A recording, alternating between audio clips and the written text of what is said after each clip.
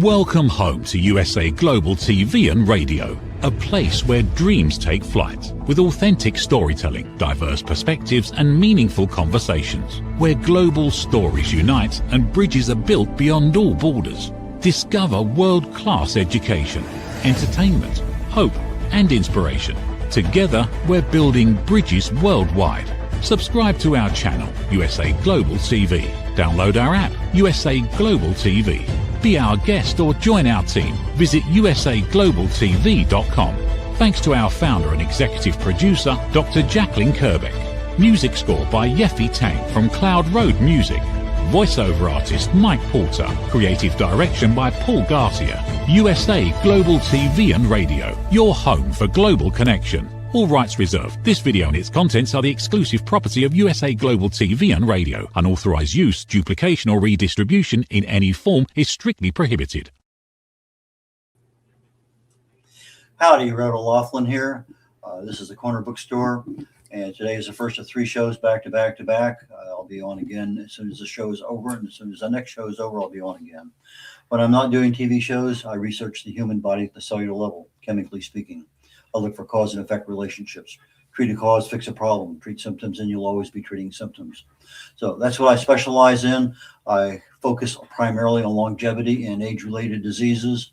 I have a new book coming out very shortly, probably as early as June, called Aging Sucks. I'm still working the subtitle and the cover. I'll be debuting those here on this channel here, not too distant future. I also have a webinar series coming up, probably starting as early as March. That I'll be going into some details about aging and health and pain and just a number of different things at the grassroots level of what can be done. Most of the time I try to stay somewhere between the 5,000 and 30,000 foot level. But today I'm very honored to have Miles Spencer as my guest. He is a historical fiction writer, has several things claimed to fame, and so we're going to get right into him. Miles, please join me right up here on stage, please. Hey, Red. Nice to be here. Thanks for having me. We were talking backstage, and you were saying that you had #1 rating in Saudi Arabia or something like that. Did I catch that right? I was and remain a bestseller on Kindle in Saudi Arabia, Jordan, and Syria, based on the book A Line in the Sand. That's right. A Line in the Sand. We'll get to that one here very shortly. When did you start writing? Well, arguably never during my schooling. I was an okay student, but I actually began a blog maybe 20 years ago, and always, 500 words, kind of 2 or 3 times a week, ranting and raving in my own quiet way about observations, what's going on, mostly in technology, sometimes in life. And I just kept it up until a few years ago, I actually had a story about our hike in the Middle East, and I was surprised in my ability to get 50,000 words down at a time, and it worked. So, when you think about a story for 15 years, it's easier to write in 6 weeks. But it was all based on an amazing adventure I had taken with my adventure partner, Wells Jones. And we've done several since then. And that's become kind of a genre for us. Are you familiar with the Facebook group called My 500 Words? I am not. I learn something new every day, but I will look that up afterwards. A little over 10 years ago, I joined it. My wife was going through chemotherapy, and I was just looking for some kind of release as a caregiver, just to kind of get my mind off everything else. So I joined this group. It's supposed to be a 30-day evolution, write 500 words a day for 30 days. Well, we got to 31 days, and we said, what do we do? We kept writing. And so we got to 90 and 100 and, 300. And then, it went on for over a year. And so it was one of those kinds of things, met a lot of good people. In fact, I think I was actually out in California visiting some friends, and one of the people on that particular Facebook group lived out there, and we got together, for a very quick lunch.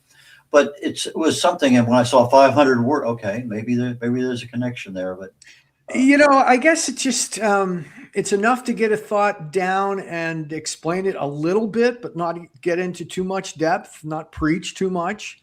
I like to highlight people. I call it hold my beer. Like, for example, when Tom Brady was down like 3 touchdowns in the fourth quarter, he's like, all right, hold my beer.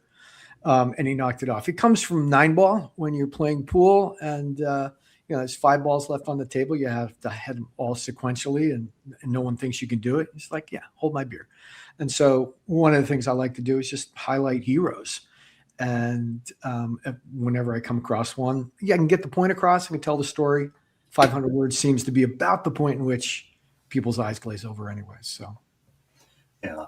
I had no problem writing 500. That wasn't the problem. The problem was, trying to get it. Several times we were so happy we get exactly 500 words. You hit. I don't even know if I ever hit that. Right? Yeah. It's like it's an aim, but it certainly isn't. Get down the right to that last sentence. Okay, 497. Yeah. Okay. Stop. That's like haiku for 500. That's tough, Fred. So anyway, that happened a few times. And I said, this isn't working. So I did 1,000. Then I finally settled on about 1,100 for a few months. And that to me was a sweet zone for me, for my writing. Okay. But after a while, I said, a couple of years of this is fine. And I went back doing other things. But it was a good diversion. It helped me a lot mentally and physically. I actually joined NaNoWriMo and I started writing a novel that has been sitting ever since. The story's written, the character development hasn't been done. But, things happen. Eventually it'll come out. Yep. But anyway, so you were a blogger for a while. And did that kind of lead you normally, for lack of a better word, into being an author? No. And of course, I skipped a point. When I hosted a television show on PBS called Money Hunt, which was the predecessor to the predecessor of Shark Tank. And this story is worth about $7.95 and get a Starbucks free coffee. But I actually had a book called Money Hunt 27 Rules for Building and Scaling a Great Business during .com. Worked out pretty well. It was actually HarperCollins, and I had a television show at the time, so I was off to the races. And then I took a nice 20-year hiatus for writing anything longer than 500 words. And but we have had this story from this hike for years. We thought about making it a play on Broadway. We actually worked with a producer and a director and just couldn't quite get it right, especially not on stage. And so at a certain point, that point was October of 2 years ago, obviously in the border of Gaza and Israel proper. October 8th was a big day. And October 9th, we decided, we got to tell our story, because we had hiked for basically a month, 1,100 miles through the deserts of Saudi Arabia, Jordan, and Syria, and then crossed over into Israel. And we had a phenomenal story. We worked for 2 more years in Saudi Arabia after that. Phenomenal story to share. It's just been sitting around for a while. All of a sudden, October 8th, 2.5 years ago, it became very, very relevant. And so we got it out quickly. And we were surprised, but we were hopeful that it would be popular amongst English readers in the Middle East. And it really was. You said 1,100 miles in a month? Yeah. Yeah, my wife and I walked the Camino de Santiago about 10 years ago. Good for you. And that's on my list. That was 500 miles in 30 days. I can imagine what 1,100 miles would be. Yeah. Good for you. That the Camino is on our list for sure. So I'll follow in your footsteps on that one. You got your seashells still? I do. I have everything that I need to have to document the fact that I was there. Good for you. In fact, I'll make you an offer. You get ready to do something like that, and you want to just do a fast phone call or Zoom. My wife and I'll sit here and answer any questions you got about it. Absolutely. It reminds me of a time, actually, so the first chapter of the book, A Line in the Sand, actually is set here, which is Pamplona, Spain, running with the bulls. So it's not quite exactly where the Camino is, but when we were there in Pamplona and San Sebastian, we got to thinking, what other adventures could there be? And someone said, come on, do the Camino. And I figure I got a few more years of other higher impact adventures before I go Camino. So this year we're jumping out of the back of a 1944 C-47 on D-Day, June, with round canopy parachutes. So. Now, my wife and I took Space Aid military flight over the road to Spain, went up to Madrid, ended up spending the night in Pamplona, took the bus the next day to San Jean Pied de Port, and then it took us 3 days to get back from about a 2-hour bus ride. Uh, and after the first day, we were both ready to quit right then and there. We live in Houston. There's no mountains, and all our training for a year had been no mountains. Right. And all of a sudden, I am going uphill, and I can't stand it no more. Yeah. It was an eye opener. But we finished it. Great story. I love stories, as you can tell. The first book you wrote was what? First book was called A Line in the Sand. I actually had a copy because your producer suggested I grab one. So, it kind of looks like that. And it's hardcover, paperback, Kindle. And the Audible was narrated by a guy by the name of Eduardo Ballerini, who's a phenomenal orator.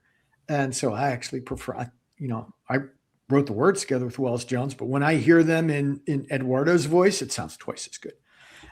So that was 2 years ago on KDP on Kindle, and then this month we have our second with the same characters and the same format, but this one is called Havana Familia, and it's based in Cuba.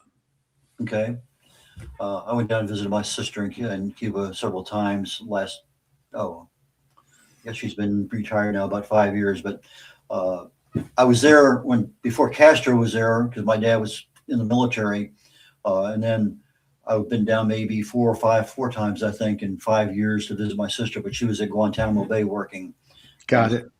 But it's kind of a really neat place to go to in the middle of February because everything else is so cool. It's fantastic. Everybody in the United States went there until New Year's 1958, right? So if you visited before Castro, you were there under Batista. It was 1958, and this book is actually set in two periods: historical fiction, right? So we always have a present day, more or less, and then we pick 1 year in history that really kind of rolled forward and really affected the present day. And so that year is 1958 in Havana, Cuba. If that was a big year in Havana. And the mob would have set up camp there and had an operation bigger than Vegas, was figuring that they were just going to pay off the new leader, just like they'd pay off the old leader. All kinds of things were coming apart at the seams in that moment. And so that is the moment that we chose to highlight together with 2016, which was actually when Obama opened up flawed relations with Cuba for a brief moment in time. We happened to have been there. We started and ran a tech incubator there and in New York and really got embedded into the startup scene. And then Trump came along, the laser gun came along, Rubio came along, and it was all over in a heartbeat. And so that was another denouement, just like 1958. And so those are the two periods of time that we cover. Now, it's historical fiction, so the characters are fictional, but the history is well researched. And as I like to say, historical fiction is my genre because it's easier to write. Last night I was on a military Zoom meeting group of every month get together, and ironically, one of the subjects we discussed at length was the Bay of Pigs. Fantastic! I'd love to listen in on that one. But it's interesting. So you wrote your first book. How long did it take you to edit it? We did work with an editor. So myself, I have a co-author, Wells Jones, and so we work side by side in writing it. But I wouldn't consider ourselves to be writers. There we go. Open it up. It's got I'm very proud of the fact 500 plus 5-star reviews on Kindle. The editing was probably, I'm going to guess 6 weeks, maybe a month. Oh, wow, short. It was, I think it was a clean book. We try to write clean. And I'm more of a streak writer. Like I get something in my head and I just keep rolling, and Wells cleans up behind me. So the combination of the two, and the fact that this is very important, Red. We've actually lived all of these adventures ourselves. So, we don't have to go for research and wonder what it was like. We did most of these things. And so the two of us were able to provide a fairly clean manuscript to the editor. And yeah, my estimate is it was a month or less before we hit send. And it was probably another month before the Audible came out. But all in, look, we took a long time to think about it, but then we got it done very quickly. So you ran in front of the bulls? I did. I was on the Mercaderes stretch, which is in between Ayuntamiento and Estafada. We chose that stretch because it's an S turn, and bulls are like 2,000 pounds, right? On like Louboutin heels. We could barely get around on these cobblestones, right? And by the way, they've been hanging out in the field for like their entire life with their brothers, and all of a sudden they're put in a pen and they're bussed into Pamplona. And they're caged up for the night. And then somebody sets off some firecrackers, rockets really. And it's like time to go, man, they are going. But we spent some time with a guy by the name of Dennis Clancy, who's an American, but very famous for getting on the horns. And that is literally running so close to the bull that you could touch them. You could see a couple of the guys there. And that's me in the corner above the left-hand side of the big bull. In any event, Dennis taught us, and what we chose was the Mercaderes S because the bulls actually run into one corner because they're losing their traction, and then they run into another. It's an S turn. So it's predictable as to where they're going to be on the track. Nowhere else is it predictable. And on the long stretch, Estafada, all the rookies show up. Now, we were rookies, but we decided we'd go with the pros because I would much rather risk my odds against a bull than risk my odds against tripping over a rookie who was looking backwards and then the bull. So that was our calculation. It worked. We had a great run. We got into the stadium and had a grand old time at 9:00 in the morning, and then went to the bar to drink our. It's I don't know, milk and brandy. There's some concoction that's spelled in Basque and like with X's and Y's and K's in it, and I have no idea what it was. But at 9:30 in the morning, after evading 12 2,000-pound bulls, it seemed like a great way to have a breakfast. I was involved, not necessarily running, but I was sitting on a fairly high fence in the Azores when they let some bulls loose.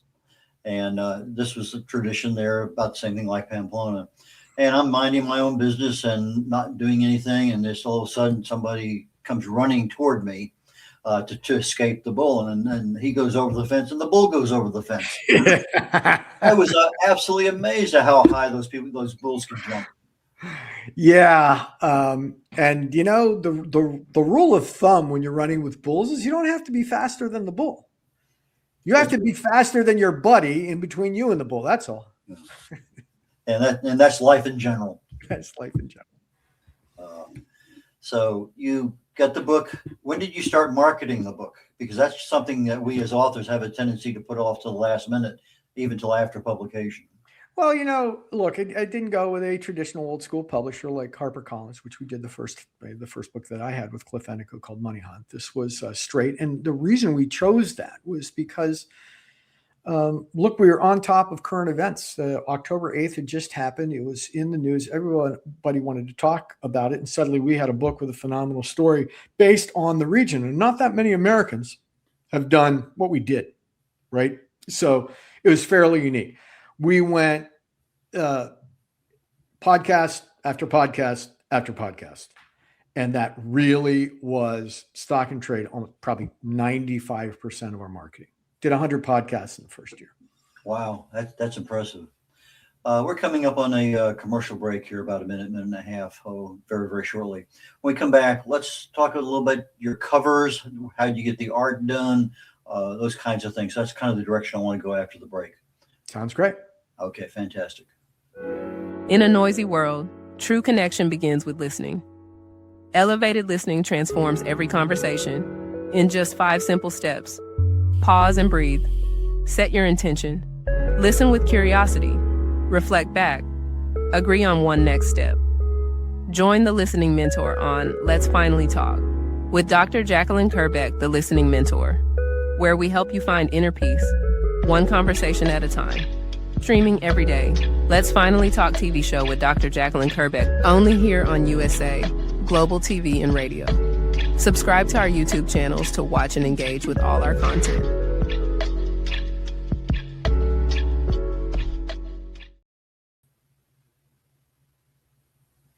Red O'Loughlin here. We're on the Corner Bookstore on the USA Global TV and Radio Network.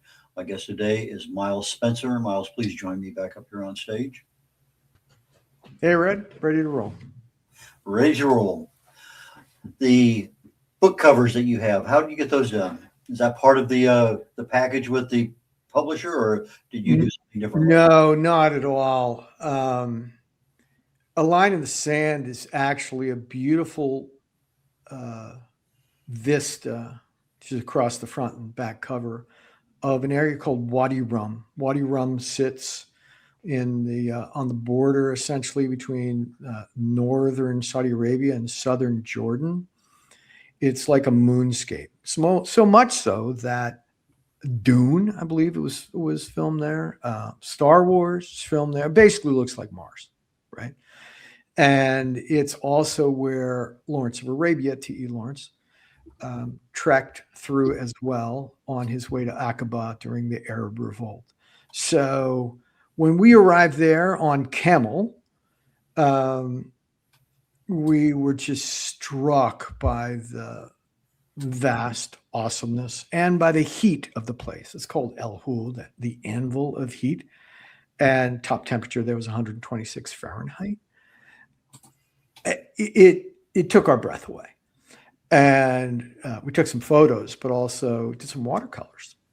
And it was that was the inspiration of the front cover of the book. Now, also in the book, and you'll see on the front cover, there is a very slight line of the railroad tracks.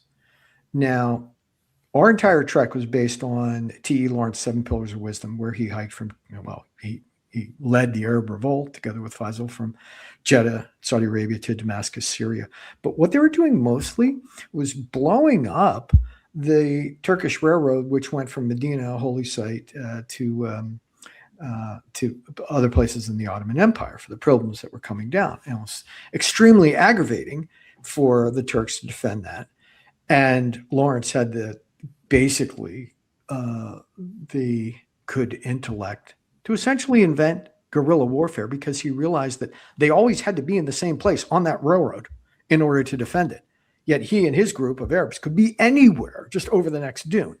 And so he was really able to create quite a guerrilla offensive against the Ottomans because of that asymmetrical warfare ratios that existed. So that was the inspiration for the front. It was done by the guy by the name of Alex Blomlinski, who's a great artist, and that's original art. And the concept for it, actually, I got to give credit to Adam Drake, who's my co-founder at Reflecta, who concepted it. But Alex was the one that finished it off. It's a beautiful, beautiful cover. And I will say, Alex did Havana Familia, and that's just as good. Did you get a chance to get into no man's land there up in that part of Saudi Arabia? Oh, sure. I mean, we were in the desert, man. Like, well, I know there's an area there that's designated no man's land, and I know it's pretty close to that Jordan. It's there. That's El Hul, pretty much the hottest place in the Gulf and the Crescent, and it's pretty nasty. It's like Thunderdome and Dune and Star Wars all rolled into one. It's hot. Not a lot of oil up there either, so it's kind of been left alone. Yeah, I was in Bahrain quite a bit with the military, and water temperatures are constantly over 100. You walk out of a bar at 2 a.m. in the morning, it's 104 degrees. It's an interesting place. Interesting place. Let's move on just a little bit. You have the Havana one coming out here shortly. You have anything else planned for your characters? Yeah, well, absolutely. So in Havana, the characters continue to develop and continue to do their adventures and their historical uh, observations and understanding. And it looks like after this is done, the following book, number 3 in the trilogy, is Peru. And the theme that's emerging is a little bit like white men behaving badly in the clubs of London, Paris, and other colonial strongholds. And, they'll grab this part of a country or that part of a country and teach them religion and other important things in exchange for removing all of the gold or oil or precious minerals beneath their feet. And they do a split with them for a while until the locals get smart, and then there's either a war or a new deal. And so that's why we go back the 100-ish years to look at, man, how did we set this up? So the next one's coming. I just got back from Madrid, and it was full of beautiful portraits and exhibits of white men behaving badly. In this case, it's Isabella, but it was basically the conquering of the New World and the extraction of the riches therefrom. Have you been to Peru? Oh, yeah. Have you climbed Machu Picchu? I have. Machu Picchu, Cerro, a couple of the others. Yes, I have. Full Inca Trail. How about Huayna Picchu, the one that's right behind it? The Sugarloaf. Yeah, absolutely. Yeah, that was an interesting climb. I did that a while back. Yeah, straight up. And my girlfriend at the time was along with me, and we were about 3/4 of the way up, and she turns back and has a look, and there's the Urubamba River snaking below, and she says, I'm afraid of heights. I wasn't afraid of anything there until I started coming down. Yeah, exactly. I said, well, just keep going up. You'll be fine. Up was no problem. Down became a major problem as soon as I got to the edge and decided, oh, whoa, my goodness. Wow. Yeah, I have a Cerro story, which is when you're on Huayna, you look up to the big one, it's just Cerro. And I'll spend 30 seconds on that. It was a very misty morning. I did Huayna, and then I went, you still have time for Cerro? Yeah, I do, but it's really overcast. So on my way up, saw a couple of people, and they kind of looked at me like, you're still going? It's like, yeah. And I got to the top, and there's this essentially, I can barely see my feet, right? But I can see when it hits the path, and I can hear a flag at the peak. I knew there was a flag at the peak. And so I'm just walking towards that slowly, and they're hummingbirds and orchids, right? I mean, I'm basically in a cloud on my way to heaven. Well, what was interesting was I didn't realize how close I actually was, because I went to the flag, might have taken a picture, went back down. And the guide, who didn't come with me, took the afternoon off. He's just like, oh, you got to chop a Cerro? Yeah. Did you get to the flagpole? Yeah. It was very, very overcast. Did you crawl on your knees at the end? I said, no. Just followed the path. He says, oh, most people crawl on their knees. I said, why is that? He said, well, it's only about 30 inches wide, and it's a 3,800 foot sheer drop to the Urubamba River. So most people crawl, but you walk. That's great. I didn't sleep that night thinking about it. Things happen for a reason, don't they? They do. They do. I know we talked backstage about legacy, capturing that intergenerational storytelling. I know you wanted to make sure we covered that today, so let's wander to that topic for a little bit. Well, sure. I mean, I think we have backed into the light, as T.E. Lawrence would say. These are all stories, and they're important stories. And what's interesting, legacy sounds like a big highfalutin word. But the reality is every person, every family has these wonderful stories. They're probably upstairs in the attic in a shoebox gathering dust, like love letters and Polaroid pictures and the rest, right? But the reality is they don't survive the generations. And that's why, to us, intergenerational storytelling, the stories that we just went over today, they deserve to be heard by my grandchildren. I don't have any yet. And my great-grandchildren. And they're not going to look it up in a book and read chapter 7. They basically want to have a spontaneous and dynamic conversation, natural language conversation. And so it was 9 months ago that Adam Drake and I actually found a way to take all of these stories that we have. And instead, there's an African saying, it's like every time a person dies, an entire library of stories burns to the ground. Well, we're the firemen. We don't let those stories burn. And so Reflecta is basically taking all of the things that are up in the attic, synthesizing them into a recognizable image and likeness of a loved one that's capable of a spontaneous and dynamic conversation anytime you want. I'll give you an example. In the Spencer family, elderberry pies are very, very important.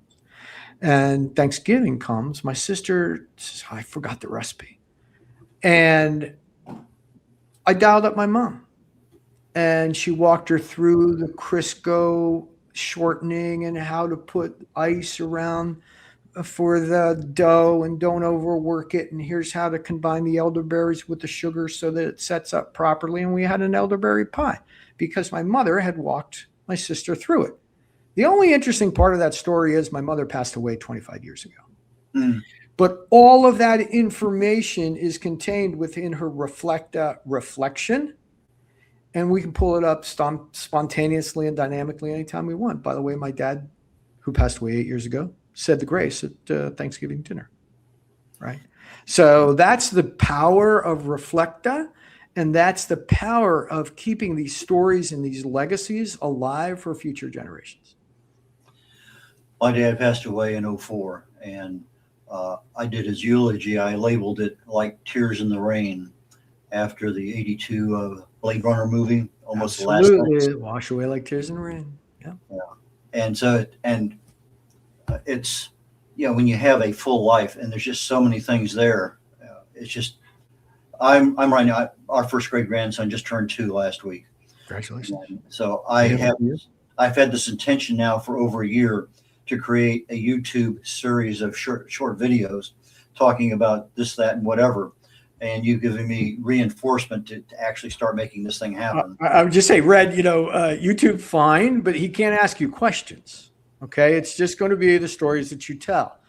I propose that you consider, and we'll hook you up, Reflecta. You go there and you can talk to my dad. As a matter of fact, you can ask him about me. You can ask him about my career. You can ask him about his career. It's a spontaneous, dynamic conversation. His name is Arthur. There's one other that's public. Her name is Virginia. All the rest are private, family to family. And you can get all those stories down. And they can have a conversation with you in your voice with a beautiful watercolor of yourself for the next 1,000 years or so. With my long flowing hair. Yeah, there we go. However you want yourself. You see, it's called Reflecta because these are reflections. They're not bringing you back to life. These are not humans that we're talking about. These are reflections of people, often the best reflections of people, and that it lasts through the generations. And we started with those that had passed. I mentioned my father and my mother, and those were the inspiration for the business. But now, military veterans, people of faith, senior citizens, people with Alzheimer's or dementia or things like that are in senior centers that want to get their stories down. Mm-hmm. They're flooding onto the Reflecta platform left and right. And it's a beautiful thing. And people often ask me, how do I start? I need all these things from the shoebox. And no, not really. You can add them later. The way to start is to open it up and tell a story, because the biographer is so smart now. It keeps you walking through until it creates basically a recognizable image and likeness. And every time you have a conversation, whether you're building it or it's been shipped, if you will, or ready for prime time, you have to be at 80% score in order to text and 90% score in order to talk. But the reason we do that is the emotional load of someone that knows you. They need to ease into it. So it is so easy to get started, and it's a beautiful thing. Well, let me offer you this. This program, the Corner Bookstore, is primarily authors and publishing and anything book related. I have another show I do literally in about 19 minutes from now called The Wise Ones. And that's where I'm looking for leadership, business leaders, entrepreneurs, people who want to share their wisdom, their lessons learned in life. You would be a fantastic candidate. We would spend most of the time talking about Reflecta and that kind of business opportunity, how it was created, how it works, et cetera. So I think you'd be a fantastic guest for that show. Let's do it. So, okay, I have your email. I will send you a link to that one, and we will schedule something here in the near future to make that happen. That'd be fun. Do you do any videos for your books? We do quite a bit. So the book's 2 years old now. And so that was mostly podcasts and Instagram. But what's happened is been on so many podcasts that they actually turn into short videos. So YouTube Shorts, which cuts everything down to a 30-second clip, is great. There's an app called Opus Clips. I don't own it, but there's a plug for them, which you basically take the YouTube link of anything like this that you've done, and it cuts it down into little highly relevant pieces, and that goes up on YouTube Shorts and other places. You tag that to your book to where they can purchase it. A lot more traction because it's becoming a video world. Now it just is, right? Yeah, I got in touch with some different AIs a while back, and I go to ChatGPT, I get it to generate me a 35 or 55 second diatribe of exactly what I want. Then I tweak it to where it sounds human. Yeah. And then I say here, and it takes and creates images and has the text at the bottom. And it looks like a really nice commercial. And that's one of the ways that I'm using, the video AI aspect of it for my books. That's great. I perhaps in my genre, historical fiction, all of that makes for a movie or a TV series or shorts or something like that, because we have the content, right? I've been blogging for 20 years. There's content there that probably could be in a better form. I believe that the acid test of what's human is video, and there's two sides of that. Created by humans, perhaps with AI assistance, but nevertheless created by humans and consumed by humans, which means humans have to buy it. In other words, this looks real, I'm going to watch. But, we're at the beginning stages now of just taking text and creating movies. Oh, sure. We're so on Reflecta, we actually have right now 10,000 stories on the platform.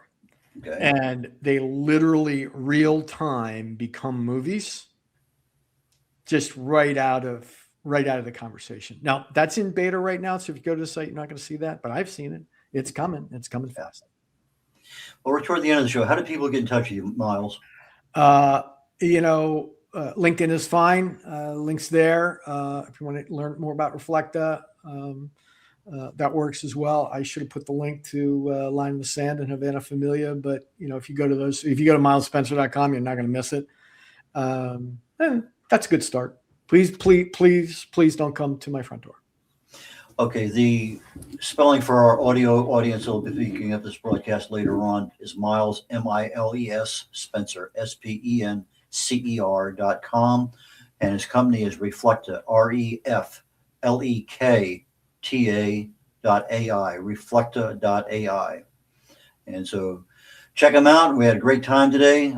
Miles, thank you so very much for your time. And I honestly, truly look forward to us connecting again. And let's talk more about Reflecta and the choices and options it gives people. That's cool. À la prochaine, as they say in France. Until the next time. Okay. Thank you, Red.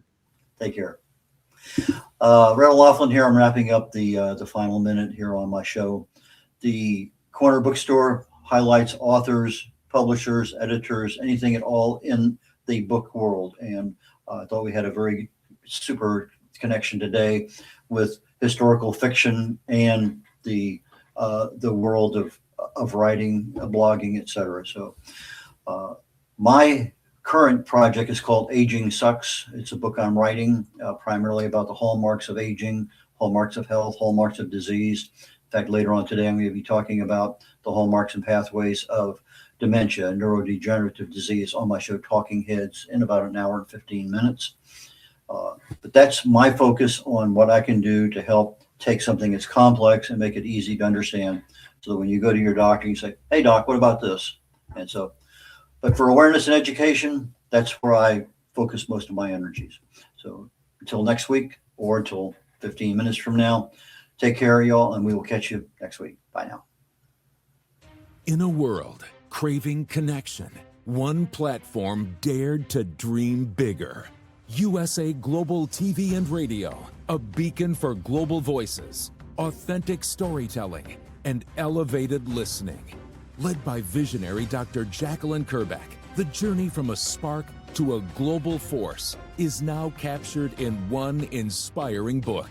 Honored with YouTube's Silver Creator Award for surpassing 100,000 subscribers. Discover the evolution, the challenges, the triumphs, and the unstoppable spirit that created a global movement. Executive producer Dr. Jacalyn Kerbeck. Music score by Yeffy Tang. Creative director Paul Garcia. This video and its contents are the exclusive property of USA Global TV and Radio. Unauthorized use, duplication, or redistribution in any form is strictly prohibited. Now an Amazon #1 new release in paperback and ebook. Broadcasting Brilliance, the evolution of USA Global TV and Radio, is inspiring readers around the world. Join the movement that's redefining global media one story at a time. Thank you, viewers and listeners of USA Global TV and Radio, for joining us today. We're honoured to have your time and attention as part of our global community. At USA Global TV and Radio, we believe in the power of authentic conversations, meaningful connections, and creating a world of possibilities together. Want to be part of something bigger? Join our team of elevated listeners at usaglobaltv.com, a space where your voice matters and your ability to listen transforms relationships. Stay connected with us across all our platforms for thought-provoking discussions, expert insights, and empowering stories. Subscribe to our channels at youtube.com/c/USAGlobalTV. Follow us on social media and explore the endless opportunities we're creating for growth, learning, and inspiration. Together, we're not just broadcasting, we're building bridges and changing lives one conversation at a time. For inquiries, contact us at info@usaglobaltv.com. Produced by Executive Producer and Director Dr. Jacalyn Kerbeck. Voiceover by Mike Porter. Creative direction by Paul Garcia. All rights reserved. Visit usaglobaltv.com to view our full terms and conditions.